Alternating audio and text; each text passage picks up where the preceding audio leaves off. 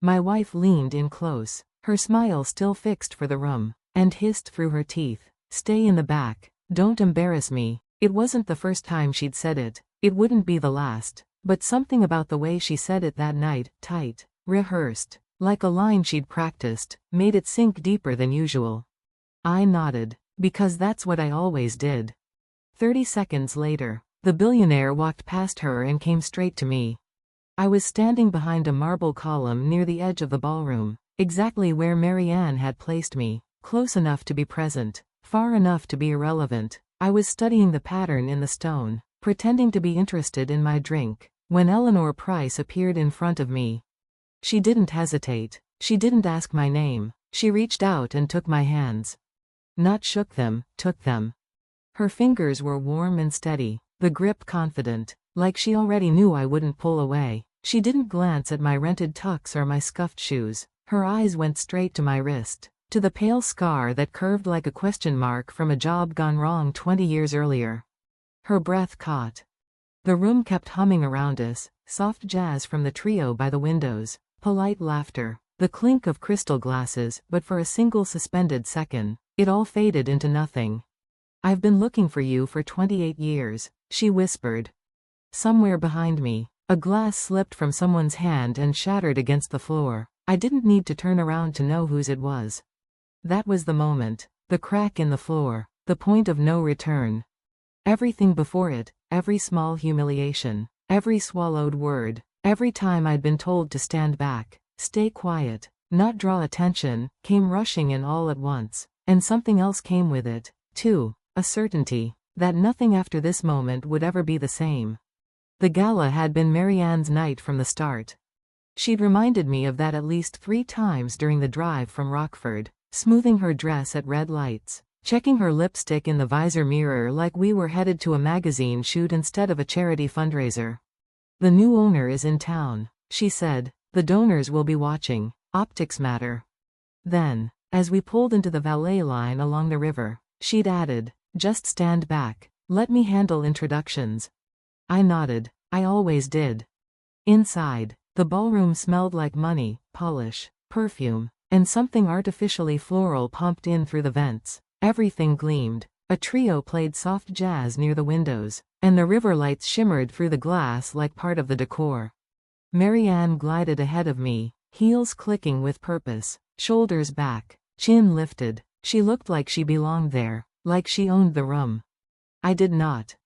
The tux was rented, the collar scratched at my neck, and my hands were the problem. She noticed them in the restroom before we even reached the ballroom, grabbed my wrist like she was checking a watch. "God, Tom," she muttered, "they look rough." "Their hands," I said. She rolled her eyes and pulled a small tube from her purse. "Here, just cover the worst of it." I stared at the beige smear on my palm, the calluses, the scar, the faint mark where a live wire had bitten me back in '03 when a breaker was mislabeled and the homeowner swore everything was off. "These are from work," I said. "And this," she replied, nodding toward the ballroom, "is from success. Please don't make this harder than it already is." I washed the stuff off in the sink and watched it spiral down the drain like it never mattered, like I didn't. Back in the ballroom, she did what she always did, positioned me half a step behind her shoulder, close enough to fetch a drink, far enough to be overlooked. "Stay in the back," she hissed again as a group of executives approached. "Don't embarrass me." So I stood by the column and watched.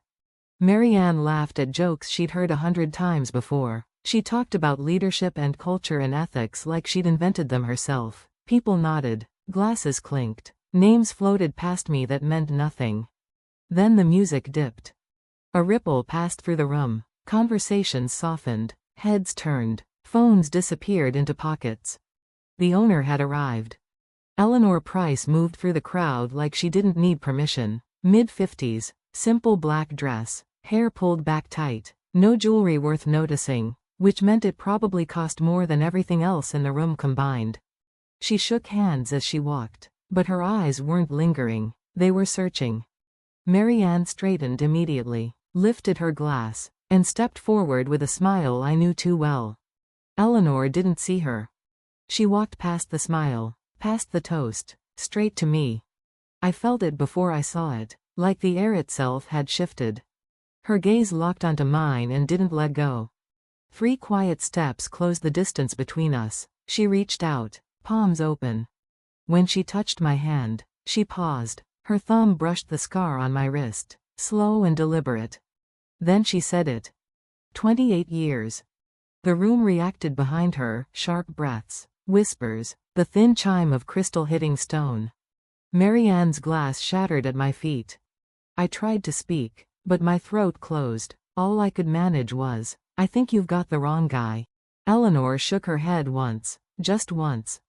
"No," she said, "I don't." Marianne pushed forward, her face draining of color. "Eleanor, Ms. Price, this is my husband, Tom. He's a union electrician." "From Rockford," Eleanor said softly, never looking away from me. Marianne froze. I felt small and tall at the same time, exposed, recognized, seen in a way I hadn't been in years, maybe ever. The music stumbled back to life. Someone laughed too loudly. A waiter crouched to sweep up glass. Eleanor squeezed my hands once more. "We'll talk," she said, "soon." Then she was gone, swallowed by the crowd as effortlessly as she'd appeared.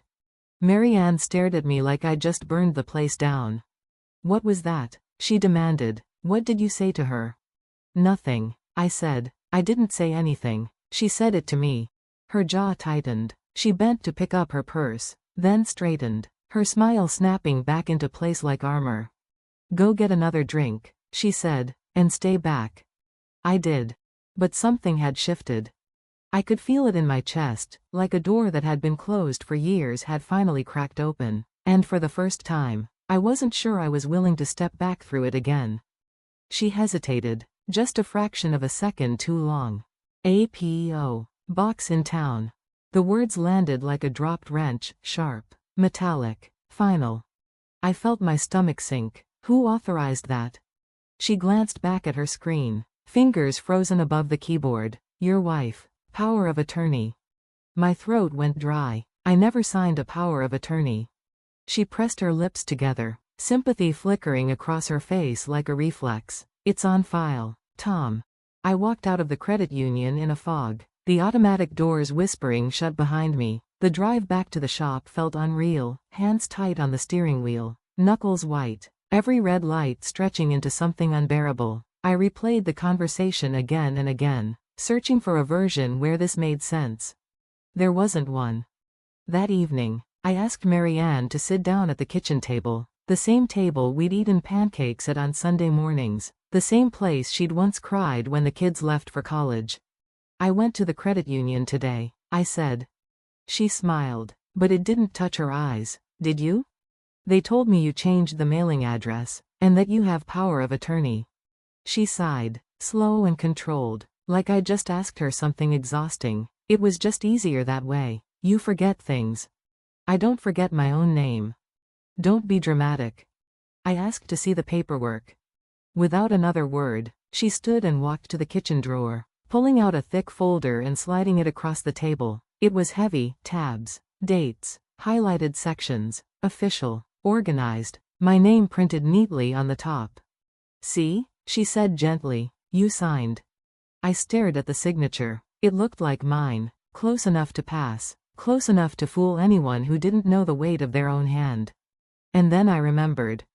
The stack of forms after dinner months ago, how she'd pointed where to sign, how she'd said it was routine, insurance updates, benefits, nothing important. "You said this was routine," I said quietly. "It was," she replied. "You're reading too much into it." I flipped through the pages. Beneficiary changes, digital-only delivery, a spousal consent form I didn't remember discussing. My head began to throb. "Tom," she said, lowering her voice, clearing her throat, "you're getting confused. That happens." The word hit harder than any accusation. Confused. I pushed the folder back toward her. "I need time." She nodded, already standing. "Of course. Just trust me." That night, I called the number on Eleanor's card. The forensic accountant met me at a diner near the old mall, faded booths, burnt coffee, a legal pad between us. He spoke plainly. No drama. Explained how accounts could be redirected, how paperless delivery worked, how control wasn't about stealing all at once but about managing what the other person never saw. "You're not crazy," he said, "and you're not alone." On the drive home, I pulled into a grocery store parking lot and just sat there, hands resting on the wheel. I thought about the way Marianne laughed on the phone, about how she'd told people I didn't understand numbers, about how small she'd made me feel for years without ever raising her voice. I could have exploded. I could have shouted, demanded answers, thrown the folder across the room. Instead, I slowed down. Something my father taught me after I'd fouled out of a game in '95 came back to me: anger makes you sloppy. I wrote everything down: dates, words, changes. And for the first time, I stopped standing in the back. Marianne got smarter the moment she realized I'd become curious. Not louder, not meaner, subtler. Like a good thief who doesn't trip the alarm, just changes the code and watches you struggle with the handle. 2 days later, I came home to find the desk drawers reorganized. Not messy, worse, neat, empty. The hallway filing cabinet had a new lock, a cheap silver one from Menards. "What's that?" I asked. She didn't look up from her laptop. "Privacy." "It's my stuff too." She clicked her mouse. "Your stuff is in the garage." In the garage, I found an old plastic tote, light bulbs, duct tape, Christmas ornaments, a laminated church directory from 2012. No retirement binder. That night, she sat on the couch flipping through a magazine like nothing was wrong. "Tom," she said casually, "I talked to HR Legal today." My stomach tightened. "About what?" "About you," she said, finally meeting my eyes. "You've been acting strange since the gala." I let the silence stretch. I asked where our retirement statements went. "And I answered," she said, "paperless, cleaner, less clutter." "I'm not clutter." She set the magazine down carefully. "Do you want to keep your health coverage, Tom?" I blinked. "What are you saying?" She smiled, the HR smile, soft edges, iron underneath. "You've been working part-time. You've had headaches. If you start accusing me of things, it creates instability." "Instability," I repeated. "It's just reality," she said. "You don't understand how these benefits work." There it was again. "You don't understand." I wanted to shout, to remind her I'd wired half the industrial park on the south end of town and never once mixed up a hot and a neutral. But this wasn't electrical. This was personal. This was someone trying to make me doubt my own mind. So I did the one thing she didn't expect. I nodded. "Okay," I said quietly. "Show me." Her eyes narrowed. "Show you what?" "The accounts. Log in, right now." She hesitated, just long enough.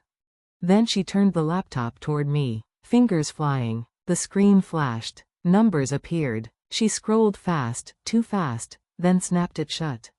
"See?" she said. "Everything's fine." "That's not showing me."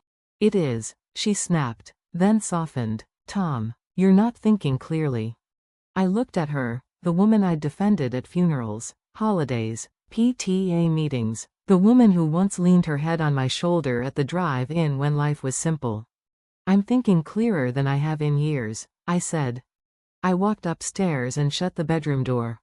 My hands were shaking, not from fear, but from the effort of holding myself back.